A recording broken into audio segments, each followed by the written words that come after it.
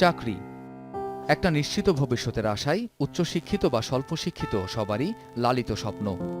আর এই স্বপ্নকে পুঁজি করে রাজধানী জুড়ে সক্রিয় শত শত প্রতারক চক্র, যাদের ফাঁদে পড়ে সরল মনা হাজারো চাকরি প্রত্যাশী পথে বসছেন সর্বস্ব হারিয়ে।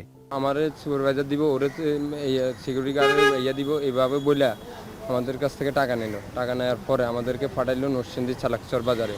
ওখানে পাঠাই করে তোমাদের ট্রেনিং আছে। তারপর আমরা 3 দিন ওখানে থাকলাম। থাকার পরে আমরা আবার চলে আসলাম। আসার পরে আসি দেখে ওদের অফিস বন্ধ। সৌদি আরবে যেতে গেলে 5 লক্ষ টাকা লাগবে। তাহলে 5 লক্ষ টাকা দেওয়া সম্ভব না, 3 লক্ষ টাকা দেবো।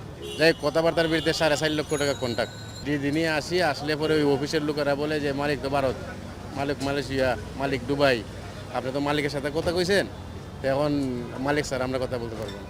তাদের প্রতারণার ফাঁদে ফেলে এভাবেই সর্বশান্ত করছে এই প্রতারক চক্রগুলো। আইনশৃঙ্খলা বাহিনী ও জনপ্রশাসন বিশেষজ্ঞরা বলছেন, চাকুরি নিয়ে যে প্রতারণা, এটা আগে ছিল এবং আমরা তার মাত্রাটা বা প্রবণতাটা দেখছি যে এখন বেশ বেড়ে গিয়েছে। দুটো এখানে সাইড আছে, একটা হচ্ছে ডিমান্ড সাইড, একটা সাপ্লাই সাইড।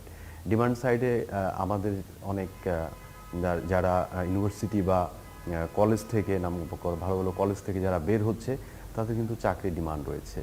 সাথে সাথে যারা সাপ্লাই সাইডে আছে, মূলত প্রতারক চক্রটা সাপ্লাই সাইড এন্ডে, তারা কিন্তু এখানে বিভিন্নভাবে প্রতারণার বা ছল চাতুরি কৌশল, আমি যেটাই বলি না কেন, ফাঁদ পেতে বসে আছে। দালালদের ফাঁদে পা না দিয়ে সবাইকে সচেতন হওয়ার পরামর্শ দিচ্ছে গোয়েন্দা পুলিশ।